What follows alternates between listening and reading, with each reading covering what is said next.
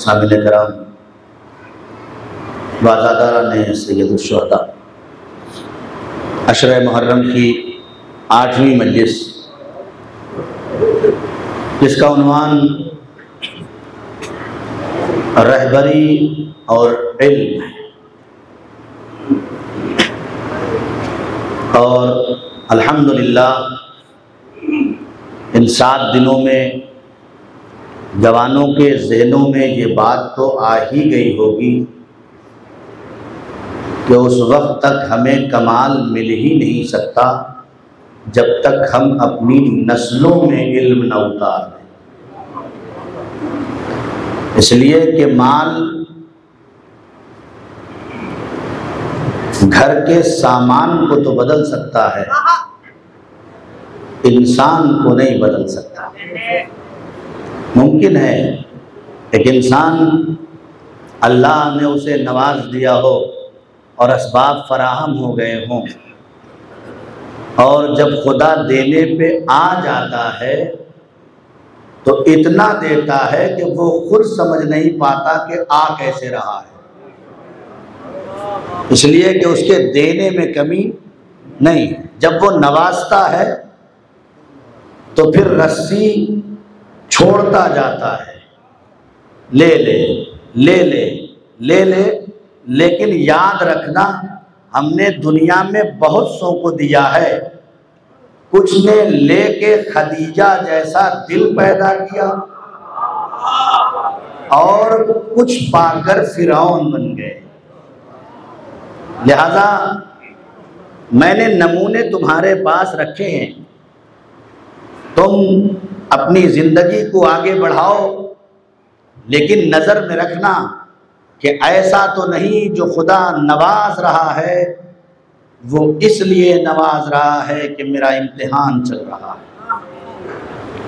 या गुर्बत के और अफलास की वादियों में अगर कोई है तो ये मत सोचे कि जिंदगी भर उसी गुर्बत और अफलास की जिंदगी में रह जाएगा। खुदा का वादा है, रिस्क देने वाला वो है, 3 नस्लों के बाद हर घर में तब्दीली आ जाती है। ये रिवाल दुनिया है। हो सकता है कि दादा गरीब थे, लेकिन देखेंगे तो पोता अमीर बन जाएगा।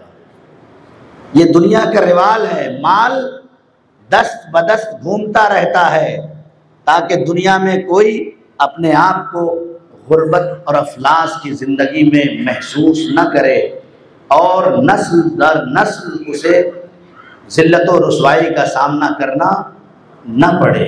ये इलाही कानून है, इलाही कानून है। ये बहुत जल्दी जल्दी तबीयत से आगे बढ़ जाऊं, मैं ये बातें शायद पहले कह चुका हूं, मैं उस तरफ नहीं जाना चाहता। तो इलाही कानून ये है, बस एक रम्ज़ बता के अपने नौजवानों को आगे बढ़ जाऊं कि इस दौर में बहुत तेज़ी से तरक्की करने वाले रास्ते खुल गए हैं, तुम चाहो तो आगे बढ़ सकते हो। अब तक आपने टीवी चैनल्स पे एंकर को बोलते हुए सुना था, अभी इल्म ने इतनी तरक्की कर लिया है कि कार्टून बैठ के बोलेगा, आप समझेंगे कि मौलाना बोल रहे हैं। सना ने अभी 1 हफ्ते के अंदर एक ऐसा नया सिस्टम पैदा किया है कि ऐसा लगेगा जैसे खुद इंसान यहां बैठा हुआ है। मैंने कहा तुमने कोई बहुत बड़ा काम नहीं किया था। मैंने आज से 7 या 8 साल पहले इसी मिंबर से कहा था कि अगर सुलेमान जैसा नबी कहता है कि तुम में कौन है जो तख्ते बिल्कीस को लेके आए, तो एक इफरीत खड़ा होता है और एक जिन खड़ा होता है और वो कहता है या नबी अल्लाह, अभी दरबार बर्खास्त होने न पाएगा, मैं तख्त को लेके आ जाऊंगा। नबी ने फरमाया तुम्हारी जरूरत नहीं है, बैठो। एक के बाद एक का नंबर लगता रहा। आखिर में आसिफ इब्ने बरखिया खड़े हुए। आसिफ इब्ने बरखिया खड़े हुए, उनसे पूछा कि तुम कितनी देर में लाओगे? कहा या नबी अल्लाह, आपकी पलकें झपकेंगी नहीं। अभी आपकी पलकें झपकेंगी नहीं, मैं तख्ते बिल्कीस को लाके आपकी खिदमत में हाजिर कर दूंगा। रिवायत कहती है कि अभी सुलेमान की पलकें झपकी न थी कि आसिफ ने तख्ते बिल्कीस को लाके पेश कर दिया। कुरान की आयत आ गई कि इसके पास कुछ भी नहीं था, बस थोड़ा सा इल्म था, बहुत थोड़ा सा इल्म था। मैंने कहा था 7 साल के पहले कि देखिएगा एक दौर ऐसा आएगा कि जहां वो वक्त आ जाएगा कि ये कोई मोजज़ा नहीं था कि तख्ते बिल्कीस को आसिफ इब्ने बरखिया ले आए, इसलिए कि मोजज़ा नबी और इमाम के अलावा कोई दूसरा नहीं दिखा सकता। ये इल्म का कमाल था कि आसिफ इब्ने बरखिया जैसा इंसान पूरे तख्त को उठा के लम्हों में यहाँ पहुंचा रहा है। मैंने कहा था कि एक जमाना ऐसा आएगा जब मेरठ में बैठने वाला लम्हों में लंदन की सैर करेगा। एक जमाना आएगा और वो आने वाला है बहुत जल्दी। जैसे अभी आपने कभी सोचा था कि मैं मेरठ में बैठ के लंदन बात करूंगा?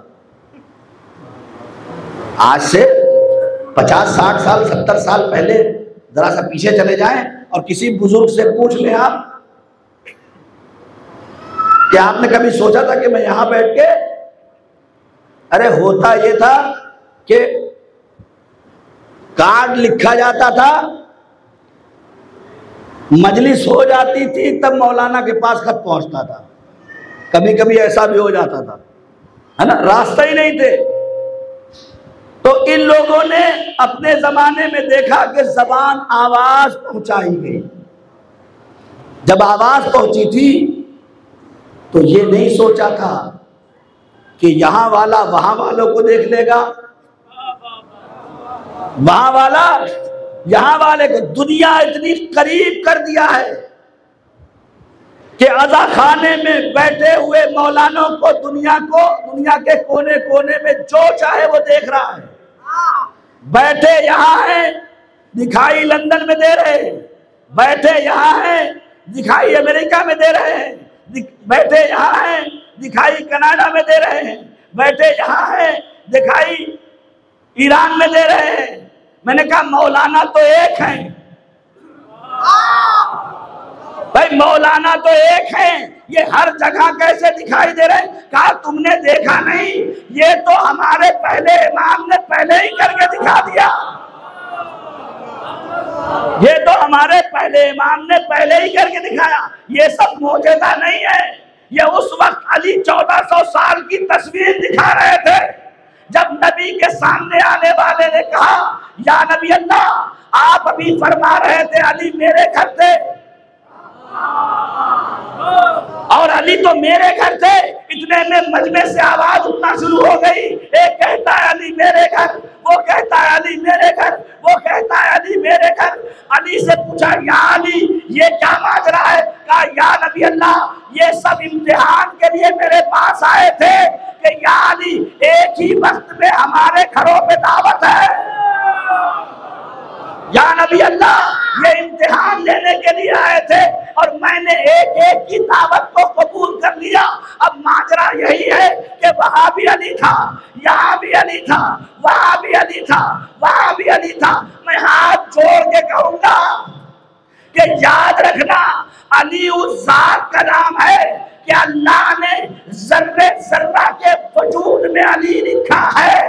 हर जा अली मिलेंगे, न दामन बचाइए, बचना अली से है तो जहन्नम। सलवात पढ़ दे मोहम्मद।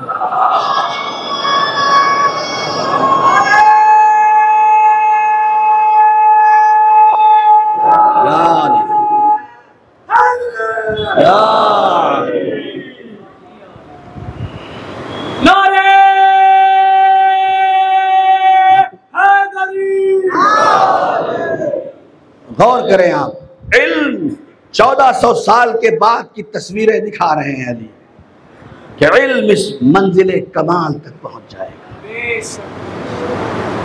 और हो भी रहा है। और जब तक वो सब कुछ जो आपने किताबों में पढ़ा है और मजलिसों में सुना है, जिस पे मोजिज़ा समझ समझ के आप दावत दे रहे थे, वो खास मोजिज़े जो काफिरों के मुकाबले में, मुशरिकों के मुकाबले में हुए, वो मोजिज़े हैं। लेकिन अली ने जो कुछ अपनों के दरमियान किया वो मोजिज़ा नहीं था, वो इल्म था। वो कुछ भी मोजिज़ा नहीं है, वो सब इल्म है। आप उलमाए बुजुर्ग की तारीख और उलमाए बुजुर्ग के कारनामे उठा के पढ़िए। उन्होंने अपनी किताबों में लिखा है इस बात को कि दुनिया जिस अहले बैत के कारनामों को मोजिज़ा समझ रही थी, अहले बैत उसे इल्म का गौहर समझ के लुटा रहे थे। सलवात पढ़े मोहम्मद वाले मोहम्मद।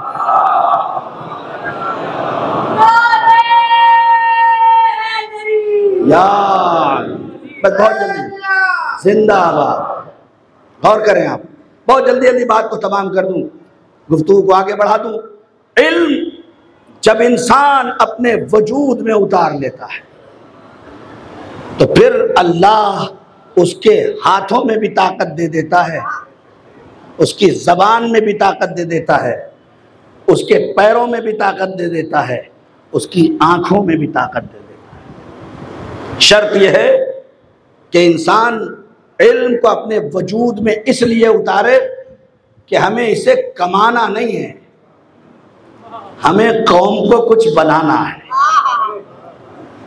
जब ये इल्म इंसान के वजूद में उतरता है और बैठने वाला मुसल्ले पे बैठ के नमाज पढ़ता है और दौड़े हुए सिपाही आके कहते हैं आयतुल्लाह खुमैनी, अमेरिका ने तो बड़े मिसाइल आपकी तरफ छोड़े हैं। जब इल्म आता है तो असलहे की जरूरत नहीं होती है। दो बड़े मिसाइल आ रहे हैं आपकी तरफ, ईरान को तबाह बर्बाद कर देंगे। सुनेंगे क्या कहा? आयतुल्लाह खुमैनी कहते हैं मैंने इनकलाब अपने बाप के लिए नहीं लाया है, मैंने इनकलाब अपने लिए अपने बाप के लिए नहीं लाया है, मैंने इनकलाब अपने खुदा और अहले बैत के लिए लाया है।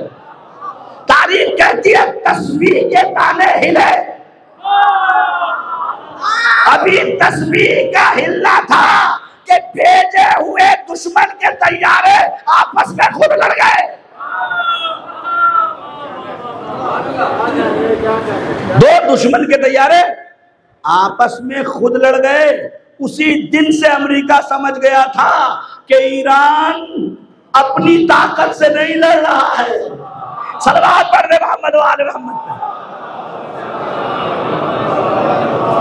ये हाथ की ताकत जब इल्म वजूद में इसलिए उतारा जाता है कि मुझे अपनी कौम के अंदर इनकलाब लाना है, मुझे अपनी कौम को कुछ बनाना है, मुझे अपने कौम को आलिम बनाना है। जिस जमाने में शियों में कोई कारी और हाफिज नहीं होता था, इस मर्दे मुजाहिद ने इनकलाब लाकर 4 लाख से ज्यादा हाफिज बना दिए। ये इनकलाब होता है जब इंसान कौम के बारे में सोचता है, जब इंसान मिल्लत की तब्दीली चाहता है। इसीलिए जब खुद इमाम खुमैनी से बार बार ये जुमला हर जगह पढ़ता हूँ, यहाँ भी पढ़ चुका हूँ, फिर पढ़ रहा हूँ, जब इमाम खुमैनी से पूछा गया कि ये बताइए ये जो आपने इनकलाब लाया है कुछ इसके गुण हमें भी बता दीजिए, हम भी इनकलाब लाएं। का याद रखो जितनी बड़ी इनकलाबी सोच होगी उतना बड़ा खुदा इनकलाब तुम्हारे वजूद में उतारेगा। पहले तो बदलने की सोचो। मैंने 8 साल सोचा है, जो उनका जुमला है, वरना 13, 14, 15 साल से कोशिश जारी थी। मैंने 8 साल प्लान किया है, तब 14 साल लड़ा हूं और तलवार से नहीं लड़ा, किरदार से लड़ा। किरदार से लड़ा। पूछने वाले लोग बैठे थे, हमें भी कुछ बता दीजिए। कहा बिल्कुल, आओ बताते हैं। अपने वजूद को पाक करो। सबसे पहले अपने वजूद को पाक करो, इसलिए कि कौमों की तब्दीली की जिम्मेदारी नजिस दिल में नहीं डालता। पहले अपने वजूद को पाक करो। इसीलिए मैं मजलिसों में कहता हूं, जब घर से चलो और अज़ाखाने पे दरवाजे पे आते हो और चप्पल उतारते हो तो सिर्फ चप्पल उतार के अज़ाखाने में मत आया करो, बल्कि गुरूर की चादर, नखवत की चादर, इख्तिलाफ की चादर, फसाद की चादर दरवाजे पे उतारो, तब दाखिल हो। सलवात पढ़ दे मोहम्मद वाले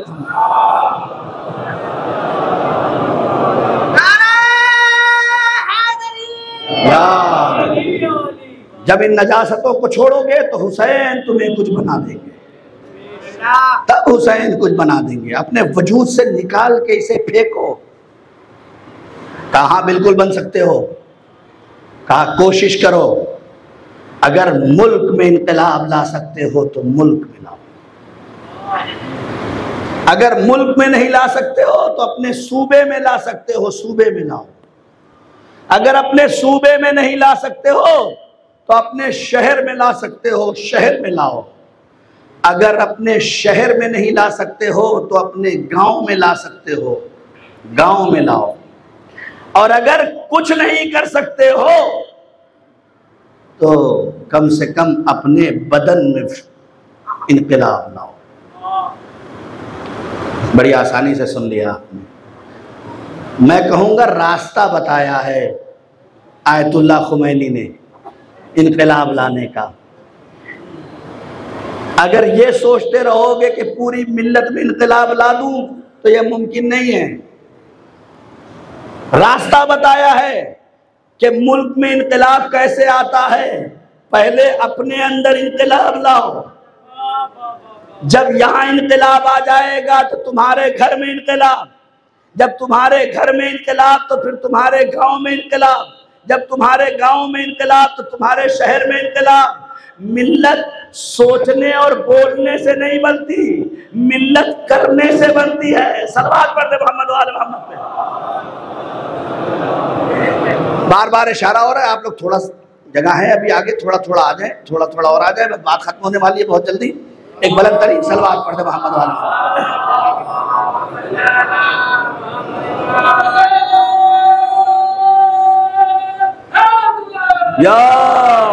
और आ जाए, और करीब थोड़ा थोड़ा करीब आ जाए। ये करीब आने का सिलसिला मिराज से चला है, कोई आज पहला नहीं है। एक बुलंद तरीन सलवात अज़मत आले मोहम्मद पे पढ़े।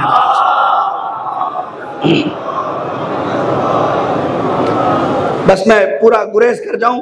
नौजवानों, अगर वाकई हमें अपने सिस्टम को रोशनी में तब्दील करना है, चाहे वो गुर्बत का अंधेरा हो, चाहे वो अफलास का अंधेरा हो, चाहे वो जिल्लत और रुसवाई का अंधेरा हो, या किसी भी तरह का अंधेरा हो, हर अंधेरे का बस एक ही इलाज है, और वो इलाज है कि चाहे एक वक्त कम खा लो लेकिन नस्लों में इल्म उतार दो।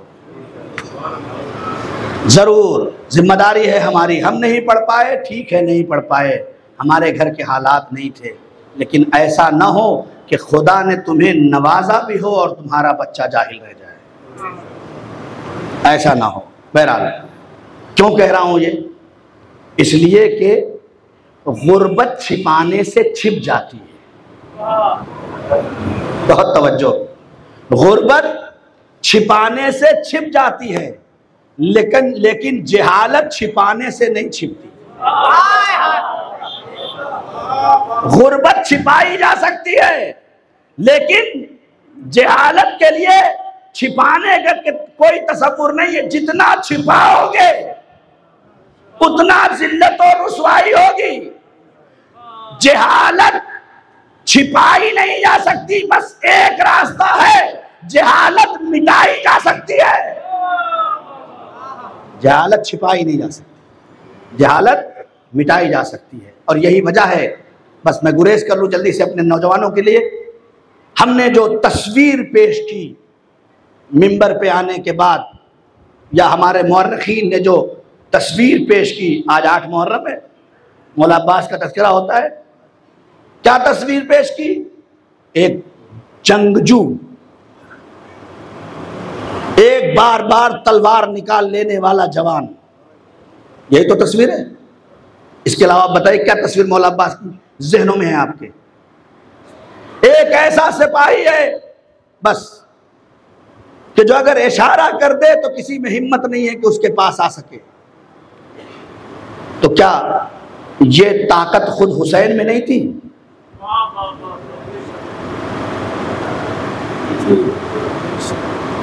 नहीं थी? थी, बिल्कुल बहादुर थे, लेकिन मासूम की जबान से अब्बास की फजीलत में अब्बास की शजाअत बयान नहीं हुई है, कहीं नहीं मिलता, कहीं नहीं मिलता।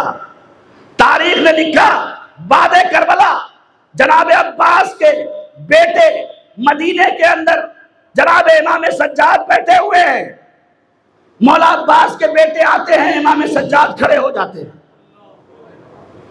उधर गए वापस आए, फिर इमाम सज्जाद खड़े हो जाते हैं, फिर गए फिर वापस आए, इमाम सज्जाद खड़े हो जाते हैं।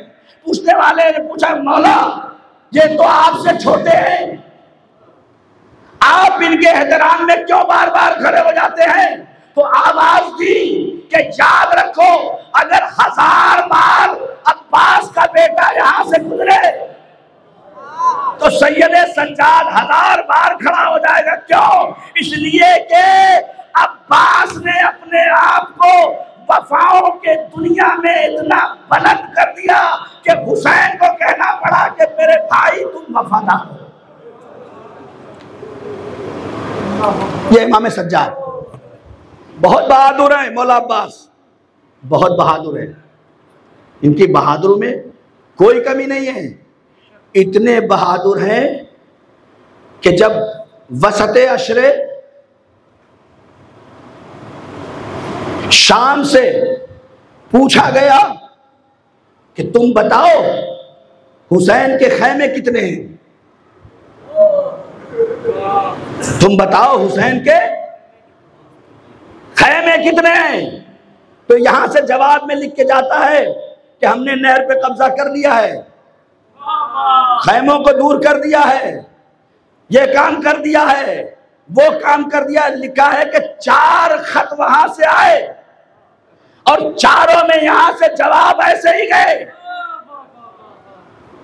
जब 5वीं मर्तबा खत आया और उसमें सख्ती से लिखा था कि मैं तुमसे बार बार पूछ रहा हूं कि हुसैन के खैमे कितने हैं और तू मुझे दरिया की सैर करा रहा है, तो बेसाख्ता हाकिम कलम लेके लिखता है, अरे तुझे क्या पता अब्बास के होते हुए किसमें मजाल है कि हुसैन के खैमे गिर सके। अब्बास के होते हुए किसमें मजाल है कि हुसैन के खैमे गिन सके। ये रिवायत है, रिवायत। दूसरी रिवायत सुन लीजिए, खुद यजीद के लश्कर के सिपाही कहते थे कि जिस तरफ अब्बास तलाया फिर लेते थे उधर सामने कोई लश्कर होता ही नहीं था। जब अब्बास घूमते थे तो लश्कर ये कह के भागता था अब्बास आ गए। ये जंग की बात नहीं कर रहा हूं, ये तलाया फिरने की बात कर रहा हूं। जंग का तो कारनामा ही अलग था। उधर सबके पास तलवार थी, इधर अब्बास के पास टूटा हुआ नेजा था। जंग करते तो किससे करते, लेकिन इतने बहादुर थे कि किसी की मजाल नहीं थी। खुद किताब का नाम है जिक्रुल अब्बास, किताब का नाम है कमर बनी हाशिम, किताब का नाम है अल अब्बास। सब में लिखा हुआ है कि कितने बहादुर थे। मौला अब्बास जब घोड़े पे सवार होकर मैदान में आए हैं, और वहां भी ऐसे ही खुतबा नहीं दिया है, रजस पड़ा है, दोनों जानू को घोड़े के ऊपर रख के सर बुलंद करके कहा कि मैं हुसैन जैसे अमीर के लश्कर का अलम बरदार हूं।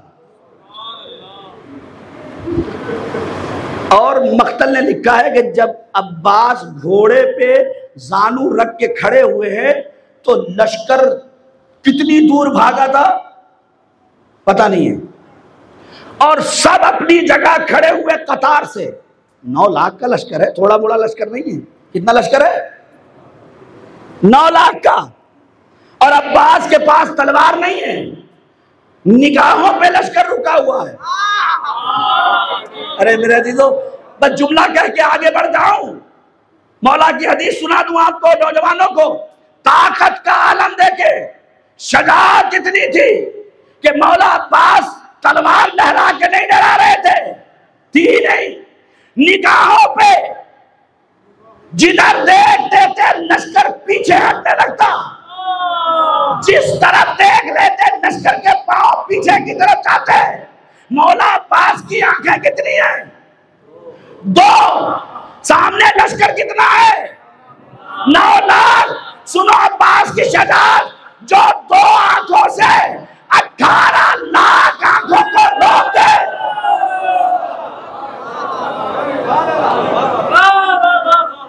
जो 2 आंखों से 18 लाख के लश्कर को रोके रहे उसे अब्बास कहते हैं। लेकिन इमाम ने अब्बास की इस सिफत की तारीफ नहीं की, इसलिए कि इमाम जानते हैं जिसे अली मांगे उसे तो ऐसा हो नहीं है। लेकिन इमाम फरमाते हैं, नौजवानों, अगर चाहते हो कि अपने वक्त के इमाम की मारिफत अब्बास जैसी तुम्हारे दिलों में आ जाए तो 4 चीजें मौला में थी। काना अम्मुनल अब्बास नाफिदल बसीरा, मेरे चचा अब्बास नाफिदल बसीरा थे, यानी जो भी मासूम के अलावा हो उनमें सबसे तेज बसीरत रखने वाले अब्बास थे। एक होती है बसारत और एक होती है बसीरत। बसारत के लिए आंखों का होना जरूरी है, लेकिन बसीरत के लिए आंखों का होना जरूरी नहीं है। इसी वजह से जब 25 साल के मुद्दत के बाद पहली मर्तबा अली ने नमाज पढ़ाई तो जो बसारत रखते थे, आंख रखते थे, वो कुछ नहीं बोले, लेकिन जो बसीरत रखता था वो ये कह के उठा कि आज वो वाली नमाज पढ़ी जो नबी के पीछे पढ़ता था। बहुत तवज्जो। काना अम्मुनल अब्बास नाफिदल बसीरा, वो करो जो तुम्हारा इमाम चाहता है, वो करो जो तुम्हारा रसूल चाहता है, वो करो जो तुम्हारा खुदा चाहता है। जब ये करोगे तो खुद ब खुद बसीरत आ जाएगी, और जब बसीरत आ जाएगी तो मासूम कह देंगे ये हमारा। काना अम्मुनल अब्बास नाफिदल बसीरा वसुल्बल ईमान, और ईमान में साबित कदम रहे। लड़के की शादी में बारिश हो गई, अल्लाह मियाँ आज ही बारिश करना था, है ना।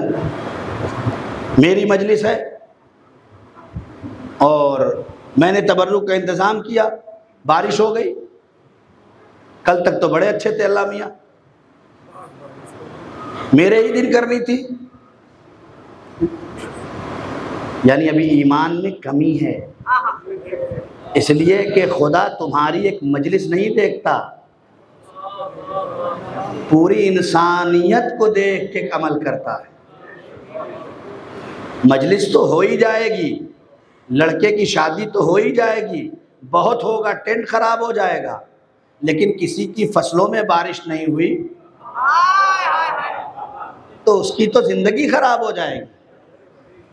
लिहाजा ईमान सुल्बल ईमान, मेरे चचा अब्बास ईमान के इस मजबूत कले में थे कि शिम्र जैसा इंसान भी खरीदने की कोशिश करता है, लेकिन ईमान में साबित कदम। मैं हर बात पर रुक नहीं सकता हूँ। आज भी इस दौर में तुम्हें ख़रीदा जाएगा, होशियार रहो, अपने आप को अकायद और ईमान और इताअत इमाम में इतना मजबूत रखो कि 5,000 रुपए तुम्हारी जेब में डालकर तुमसे ईमान न खरीद लिया। बस मैं ढके छुपे अल्फाज में कह के आगे बढ़ रहा हूं, मुझे मेरे पास वक्त नहीं है इन बातों का। तीसरी चीज है जो इमाम फरमाते हैं कि याद रखो, पहली चीज बसीरत है, दूसरी चीज ईमान है, तीसरी चीज वफादारी है, जो इमाम हुसैन ने के साथ जनाब अब्बास ने किया। और आखिरी है कि वजाहदा मिन अदुविल हुसैन, और जिससे हुसैन की जंग हो उससे अब्बास की जंग थी। यानी बहुत बड़ा जुमला ये, इस पर पूरा अशरा हो सकता है। वजाहदा मिन अदुविल हुसैन, और ये अब्बास हुसैन के दुश्मन से लड़ते हैं, अपने दुश्मन से नहीं। जुमला देखें आप, यानी अगर इनकी लड़ाई है तो वक्त के इमाम के दुश्मन से है। अब बस बात खत्म हो रही है, बिल्कुल खत्म हो रही है। रिश्ते इस्लाम से पहले भी थे, रिश्ते इस्लाम के बाद भी आए। इस्लाम के पहले के रिश्ते का नाम है आजर और इब्राहिम। आजर का नाम है, आजर जो है वो चचा है, इब्राहिम जो है वो भतीजे हैं। इस्लाम से पहले भी रिश्ते थे। दो भाई, एक का नाम काबिल, एक का नाम हाबिल। आखिरी बात है, जैसे चाहे वैसे सुन लीजिएगा, लेकिन ये जवानों के लिए जरूरी था तो ले आया हूं यहां तक। रिश्ते इस्लाम में पहले भी थे, रिश्ते इस्लाम के बाद भी हैं। ठीक है, भाई इस्लाम के पहले भी थे, भाई इस्लाम के बाद भी हैं। और दलील क्या है? इस्लाम से पहले के रिश्ते का नाम है आजर और इब्राहिम। इस्लाम से पहले के रिश्ते का नाम है हाबिल और काबिल। क्या किया हाबिल काबिल ने? क्या काबिल ने हाबिल को कत्ल कर दिया। आजर है चचा, इब्राहिम है भतीजे। हुआ क्या? का चचा भतीजे में इख्तिलाफ रहा। मैंने कहा आओ चलो इस्लाम के बाद के रिश्ते में मैं तुम्हें चचा भतीजे में दिखाता हूं, भाई भाई भी दिखाता हूं। एक चचा है जिसका नाम है अबू तालिब, एक भतीजा है जिसका नाम है मोहम्मद। दुनिया के निगाहों ने ऐसे चचा जैसा कोई चचा नहीं देखा, ऐसे भतीजे जैसा कोई भतीजा नहीं देखा। एक चचा भतीजा उधर भी, एक चचा भतीजा इधर भी, दो भाई उधर भी। एक का नाम काबिल, एक का नाम हाबिल। काबिल कातिल, हाबिल मकतूल। दो भाई इस्लाम के बाद, एक का नाम हुसैन, एक का नाम अब्बास। आखिरी आदमी तक अब तुम्हारे हवाले फैसला छोड़ देता हूं। भाई भाई जिंदगी गुजार रहे हो, चचा भतीजे जिंदगी गुजार रहे हो। अल्लाह ने दोनों नमूने दे दिए। तुम भाई भाई लड़के हाबिल काबिल जैसे बनना चाहते हो या हुसैन और अब्बास की सीरत में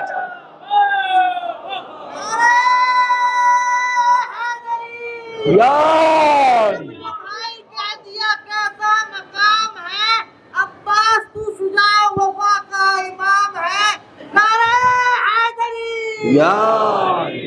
दो नमूने अल्लाह ने दे दिए। अब चचा भतीजे लड़के आजर और इब्राहिम की सुन्नत पे अमल कर लो, यह फैसला तुम्हारे हाथ में है। या अबू तालिब और मोहम्मद जैसी सीरत अपने अंदर पैदा करके अपने घर को जन्नत बना लो। काना अम्मुल अब्बास नाफिज़ल बसीरा। और यही वजह भी है मेरे अजीज़ों, जनाब अब्बास के इल्म का मरहला ही अजब है। अगर करबला में आप करबला से पहले की तारीख़ जनाब अब्बास अलैहिस्सलातु वस्सलाम की उठा के हम पढ़े तो पता चलेगा कि जनाब अब्बास कितने बड़े आलिम थे। इसलिए कि जब तक आलिम नहीं होगा, जब तक उसके अंदर इताअत का जज्बा पैदा नहीं हो सकता। इसलिए कि इल्म इंसान को मारिफत की तरफ खींचता। यही वजह थी कि जब हुसैन मजलूम ने ख़त लिखा तो किसी जाहिल को ख़त नहीं लिखा। आप देखें करबला में हुसैन के क्या चाहने वालों की कमी थी, लेकिन हुसैन ने किसी जाहिल को ख़त लिख के नहीं बुलाया। हुसैन ने लिखा, हुसैन का ख़त रजुल फ़क़ीह के नाम, और आखिर में जुमला भी लिखा है, ए मेरे हबीब, मैं ये ख़त तुम्हें इसलिए लिख रहा हूँ कि तुम्हारे दिल में हम अहले बैत की मारिफत ज़्यादा है। 8 मुहर्रम आ गई, आपकी आंखें गिरिया करने के लिए तैयार हैं। हाँ, इसलिए कि हुसैन की माँ फ़ज़ाइल सुनने नहीं आती। कौन? अब्बास। वो अब्बास कि जिसको अली ने नमाज शब की दुआओं में मांगा। आसान है पढ़ लेना और सुन लेना, लेकिन उस अली से पूछिए कि जिसने सबके होते हुए अब्बास मांगा है, जिसके घर में हसन पहले से हो, जिसके घर में हुसैन जैसा बेटा हो, वो अली नमाज शब में हाथ उठा उठा के कह रहा है, परवरदिगार एक ऐसा बेटा दे दे जो मेरे हुसैन के काम।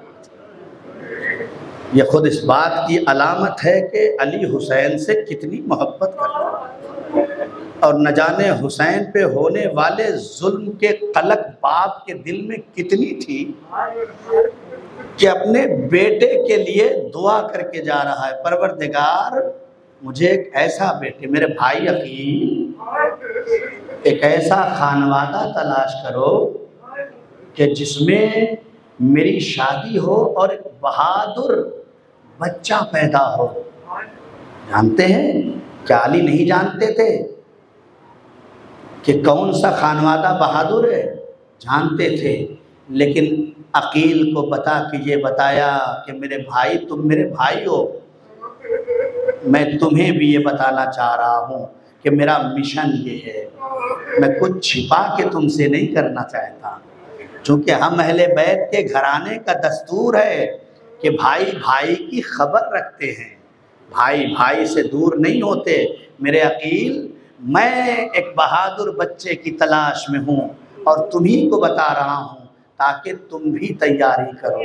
और हुआ भी यही कि जिसे अली ने मांगा उसे अब्बास कहते हैं, जिसे अकील ने तलाश किया उसे मुस्लिम कहते हैं। ऐसा नहीं है कि सिर्फ मौलाए कायनात ने अब्बास को मांगा हो और अब्बास आ गए हो, नहीं, भाई ने भाई के मिजाज को समझ लिया कि करबला होने वाली है, जो जो तैयार कर सकता है वो अपने यहाँ सिपाही तैयार कर ले। बस ये बहुत धीरे धीरे जुमले इसलिए पढ़ रहा हूँ ताकि मेरी माएँ बहनें, मेरे नौजवान, मेरे बुजुर्ग सब सुन रहे हैं। इमाम अली ने ये दुआ मांग के और ये भाई को बता के ये कहा है, हम सब से पैगाम दिया है कि देखो, वक्त के इमाम की नुसरत के लिए विलादत से तैयारी करो, विलादत से तैयारी करो।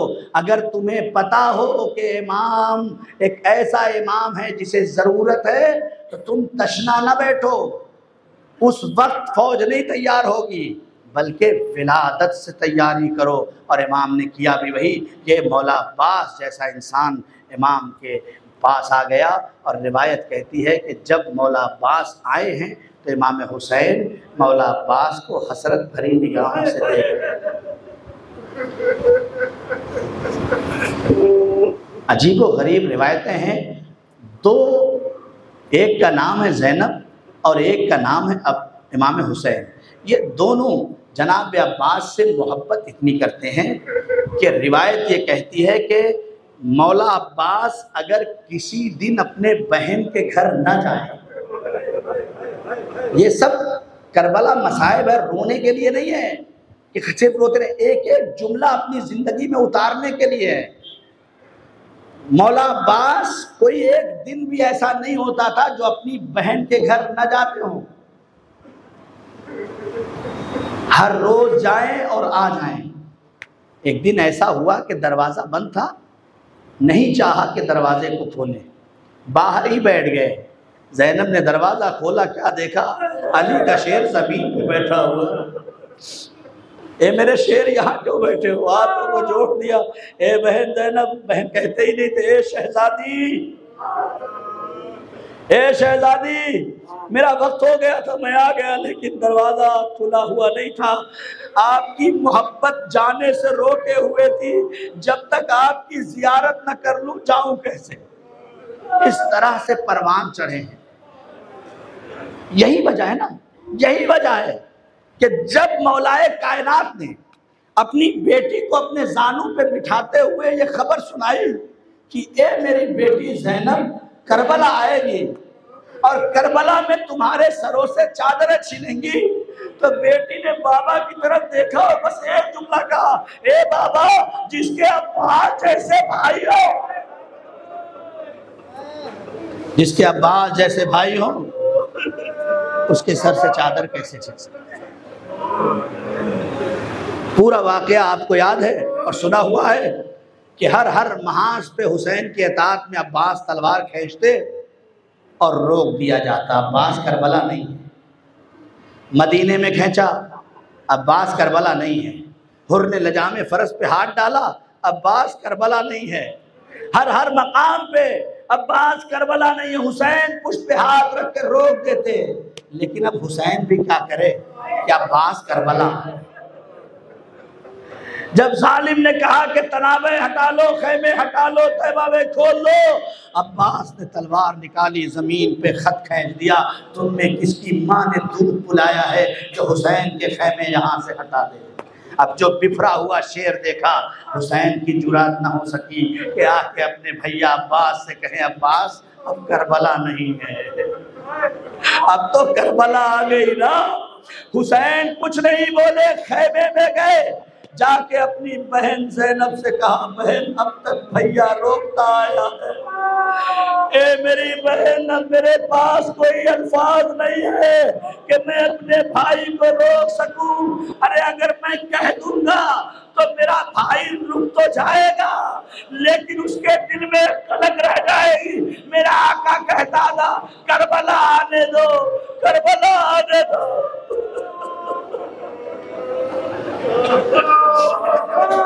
आंखों में आंसू आ गए, हक मजलिस अदा हो गया। बस दो चार फिक्रे मसाइब के सुन ले। रिवायत कहती है, बहन ने खैमे से पर्दा हटा के बुलाया, ए मेरे गाजी इधर आ जाओ। अरे जैसे ही ज़ैनब ने कहा ना, तलवार जमीन पे रखा, सर को झुकाया, शहजादी की खिदमत में आ गई। ए शहजादी हुक्म फरमाए, ए मेरे शेर, तलवार से खत तो खींच दिया है, लेकिन तेरी बहन ये चाहती है हमारे खैमे दरिया से दूर हो जाए। नुसरत इमाम, नुसरत आलमे गैरे मुअल्लिमा, अपने आप को सर को झुकाया। खुदा की कसम, एक बहादुर के लिए किसी का सर काट देना इतना अहम नहीं है जितना तलवार निकाल के सर काटने वाला हो और कोई कह दे कि तलवार रख दो। इससे बड़ा मरहला नहीं होता, लेकिन जनाब अब्बास ने करके दिखाया। कारवाने करबला आगे बढ़ा, खैमे हटा दिए गए, अब्बास तलाए फिर रहे हैं। अब रोने के अय्याम है ना, 2 दिन बचा है मुहर्रम, साल भर इंतजार किया है ना, अब तो बस 2 दिन बचा है मुहर्रम। इसीलिए अबू बसीर के सामने जब एक शख्स रो रहा था तो अबू बसीर ने कहा, मौला ने कहा, अबू बसीर रोता क्यों नहीं? कहा, मौला आंसू तो रवा है। कहा, अरे ऐसे नहीं, हमारे शहीदों पे ऐसा रोया करो जैसे बूढ़ी माँ अपने जवान बेटे पे। जाकिर अब्बास का मसाइब पढ़ रहे थे, पूरा मसाइब पढ़ लिया, पूरा मसाइब पढ़ा, खूब गिरिया हुआ। जाकिर अपने घर गया, बिस्तर पे लेटा, आंखें बंद हुई, ख्वाब में क्या देखा? शहजादी फातिमा ज़हरा आई। आइए ए जाकिर, तूने एक मसाइब नहीं पढ़ा, का बीबी कौन सी खता हो गई, क्या खता नहीं है।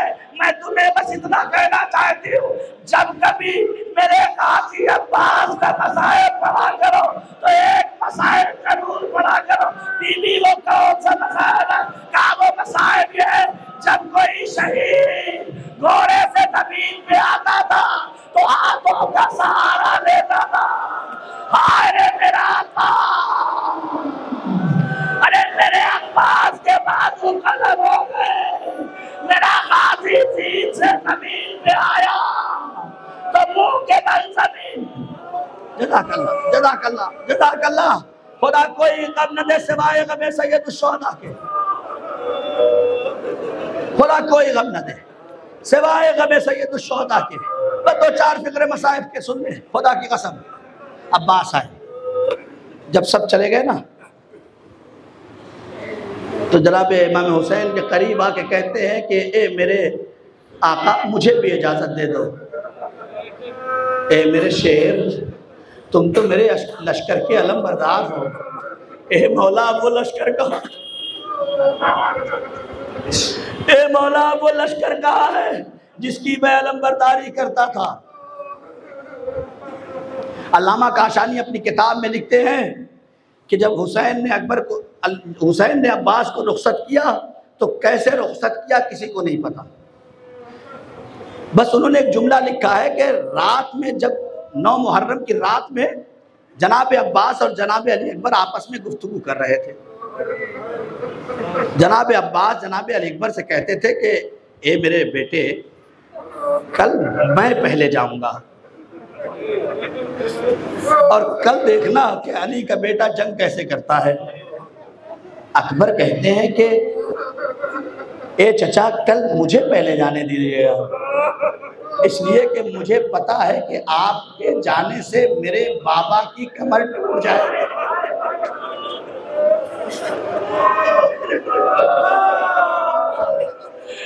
ए मेरे चचा, मुझे पता है कि भाई के जाने का असर भाई के ऊपर कितना होता है। ए मेरे चचा, आपके जाने से हुसैन की कमर टूट जाएगी। अब्बास ने अकबर की पेशानी का बोसा लिया।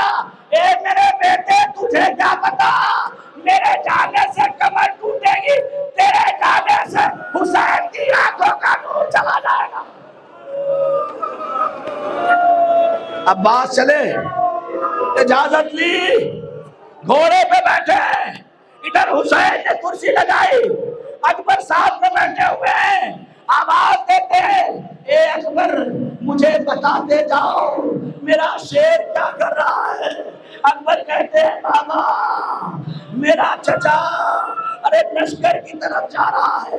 हुसैन कहते हैं अल्हम्दुलिल्लाह। अकबर कहते हैं, ए चचा, ए बाबा, मेरा चचा और आगे बढ़ रहा है। हुसैन कहते हैं सुभान अल्लाह। एक मर्तबा अकबर कहते हैं, ए बाबा, फौजें भाग रही हैं। और एक मर्तबा हुसैन कहते हैं सुभान अल्लाह, अली का शेर अली ने इसी दिन के लिए मांगा था।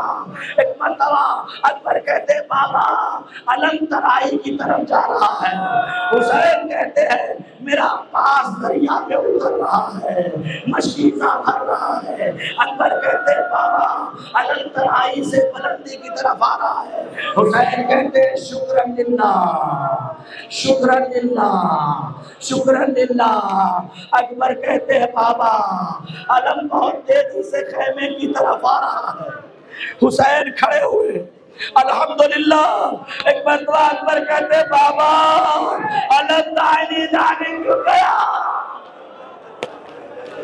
हे बाबा, रोते जाओ, खुदा की कसम, कब मसाइब तमाम होगा मुझे नहीं पता, मेरे कलेजे में ताकत नहीं है, लेकिन फिर भी मसाइब वहां तक पढ़ूंगा ताकि शहजादी हमसे खुश हो जाए। ए बीबी, अब्बास मकबरे में जा रहे हैं और हुसैन बयान कर रहे। अकबर कहते, बाबा अरे अलम बाई जानिब झुका, जैसे ही बाई जानिब का आया, हुसैन ने बाएं बाजू पे हाथ रखा। ए मेरे अल्लाह, मेरे अब्बास के बाएं बाजू।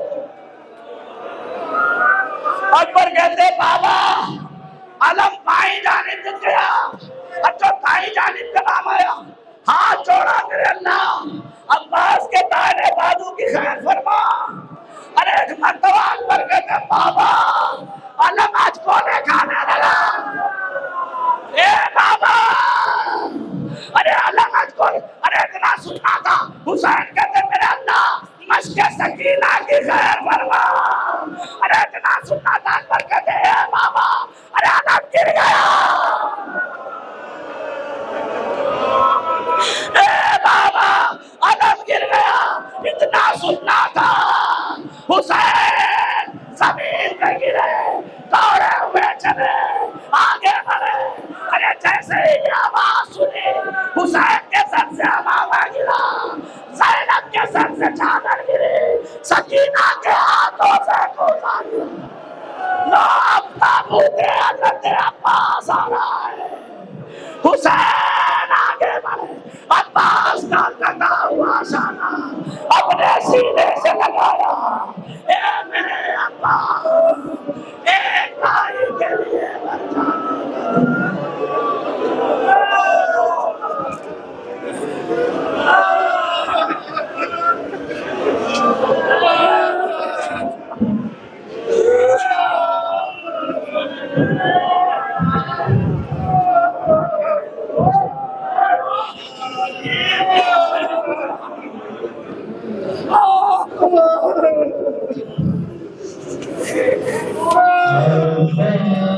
चले